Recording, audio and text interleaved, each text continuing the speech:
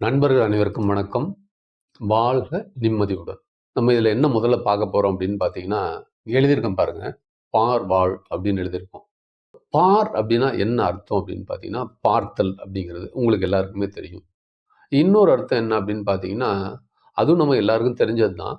பார் அப்படின்னா உலகம். உலகம் வாழணும். அல்லது நம்ம பார்த்து வாழணும். எதை பார்த்து வாழணும்? உலகத்தில் நடக்கிற நிகழ்வுகளை பார்த்து வாழணும். உலகத்தில் நல்ல நிகழ்வுகள் நடக்கும். நல்லது அல்லாத நிகழ்வுகள் நடக்கும். நல்லது அல்லாத தவிர்த்து நல்ல நிகழ்வுகளை பார்த்து நம்ம வாழணும். ஒருத்தர் ஆரோக்கியமா வாழ்றாரு அப்படின்னா, அவர் ஆரோக்கியமா இருக்கிறதுக்கு என்னெல்லாம் செய்யறாரோ அதை பார்த்து நம்மளும் வாழணும். ஒருத்தர் பணக்காரரா வாழ்றாரு அப்படின்னா, அவர் எப்படி பணக்காரரா ஆனாரு அப்படிங்கிறத பார்த்து நம்மளும் அப்படி வாழணும்.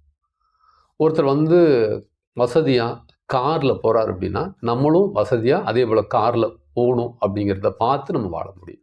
அப்போ எப்படி வேணாலும் வாழலாம். ஒருத்தர் அறிவாளியாக இருக்கார் அப்படின்னு பார்த்தீங்கன்னா, நம்மளும் அறிவாளியாக மாறணும் அப்படின்னா, அவர் என்னெல்லாம் கடைபிடிச்சாரோ அதெல்லாம் நம்ம பார்த்து வாழணும். அப்போ என்ன அப்படின்னு பார்த்தீங்கன்னா, நம்ம வாழ்க்கையில் நமக்கு என்னெல்லாம் வேணுமோ அதெல்லாம் பார்த்து அதே போல் நம்மளால் வாழ முடியும். எல்லாமே அவங்க ஆல்ரெடி அதுக்கு செய்யறதுக்காக, அதை அடையிறதுக்காக என்னெல்லாம் செஞ்சாங்களோ அதை நம்மளும் செய்யணும். இவ்வளோதான்.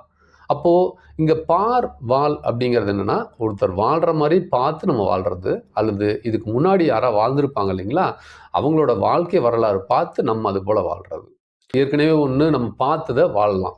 இன்னொன்று நம்ம பார்க்கவே இல்லை, அதை வாழணும்னு ஆசைப்படுறோம். அப்போ அதை எப்படி பார்க்குறது அப்படின்னு பார்த்தீங்கன்னா, நம்மளோட மனக்கண் மூலமாக பார்க்குறது. நம்மளோட மனக்கண் மூலமாக பார்த்து அப்படி வாழ்கிறது. அதுக்கு இதெல்லாம் எக்ஸாம்பிள் நம்ம சொல்லலாம். இப்போ விமானம் பார்க்குறோம். அப்போ இந்த விமானத்தை படைக்கிறவங்க முன்னாடி என்ன பார்க்குறாங்க? ஒரு பறவை பறக்கிறத பார்க்குறாங்க. அதன் மூலமாக அதை எடுத்து அதே போல் ஒன்று உருவாக்கிட்டு நம்மளை பறக்கணும்னு நினைக்கிறாங்க. அப்போ என்ன பண்ணுறாங்க? அந்த பறவை போல் நம்மளும் பறக்க முடியுங்கிறத மனக்கண்ணில் பார்க்குறாங்க. அதை ட்ரை பண்ணுறாங்க, அதை அடையிறாங்க.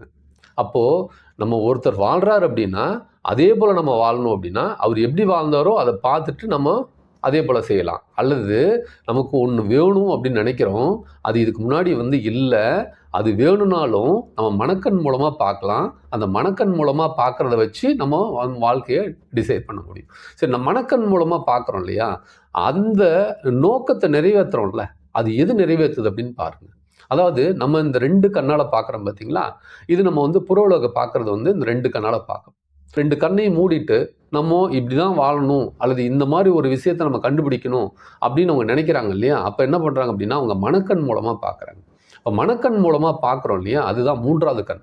அந்த 3வது கண்ணை சிறப்பாக நம்ம பயன்படுத்த ஆரம்பிச்சிட்டோம் அப்படின்னு பார்த்தீங்கன்னா, இந்த உலகத்தில் அதாவது இல்லாத விஷயங்களையும் ஆல்ரெடி இருக்கும், நம்ம கண் பார்வையில் இல்லாத விஷயங்கள், அப்படி ஒரு விஷயம் இருக்கும் இல்லையா, அதை நம்ம ஈஸியாக அடைஞ்சு வாழ முடியும். இதெல்லாம் எப்படி அப்படிங்கிறத ஸ்டெப் பை ஸ்டெப்பாக ஒவ்வொரு படிநிலைகள் மூலமாக ஒவ்வொன்றா நம்ம தெரிஞ்சுக்க போகிறோம். இப்போது ஒருத்தர் கணிதத்தில் ரொம்ப சிறப்பாக இருக்கார். அப்போ நானும் கணிதத்தில் மிக சிறப்பாக வர முடியுமா? நிச்சயமாக வர முடியும். அது எப்படி? அவர் என்ன மெத்தட் அதை யூஸ் பண்ணாரோ அது நம்மளும் புரிஞ்சிட்டோம் அப்படின்னு பார்த்தீங்கன்னா, நம்மளும் ஈஸியாக அதை அடைஞ்சிட முடியும்.